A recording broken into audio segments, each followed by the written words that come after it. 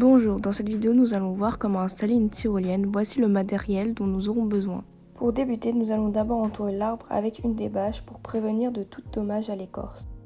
En utilisant nos Dynaloop, nous faisons un nœud de 8 aux deux extrémités, puis nous passons la Dynaloop autour de l'arbre en formant une tête d'alouette à laquelle nous y ajoutons un mousqueton.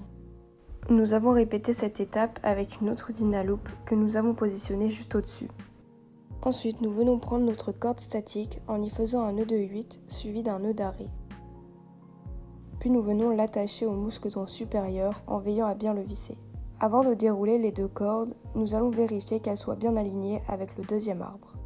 Arrivé au deuxième arbre, nous séparons les cordes du haut et du bas pour les serrer manuellement à l'aide du gris-gris. Nous venons accrocher notre gris-gris au mousqueton en n'oubliant pas de le visser. Puis nous réalisons la même chose avec la deuxième corde. Et nous venons tirer manuellement ces deux cordes. Ensuite, pour renforcer la tension des cordes statiques, nous allons utiliser une poignée Jumar. Nous plaçons le premier mousqueton et nous le vissons. Ensuite, avec le deuxième, on vient y faire passer la corde et on visse. Puis nous tirons la corde. Une fois la corde suffisamment tendue, nous allons retirer la poignée Jumar. Puis nous venons faire des nœuds d'arrêt sur les surplus des cordes derrière chaque gris-gris. Puis nous plaçons le surplus de la corde derrière l'arbre pour plus de sécurité, surtout si on accueille du public.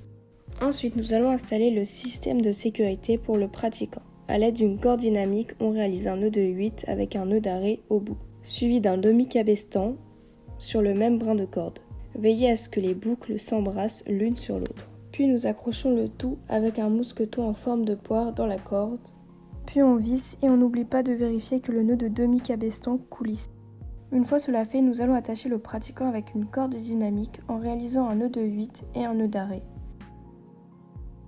Puis nous allons installer la corde dans un gris-gris en passant la corde par le nœud en tant que grimpeur et en attachant le mousqueton dans le pontet tout en le vissant. Ensuite, nous allons relier les deux cordes dynamiques à l'aide d'un mousqueton que nous venons visser. Puis je ravale le mou des deux cordes pour qu'elles soient en tension et avec le surplus de sa longe, je viens la placer au niveau de son baudrier pour éviter toute gêne. Maintenant que le pratiquant est en sécurité, nous allons installer les doubles poulies en les fixant entre elles avec des mousquetons bien vissés. Utilisons deux poulies pour que les deux cordes statiques fonctionnent simultanément et que la tyrolienne supporte plus de poids.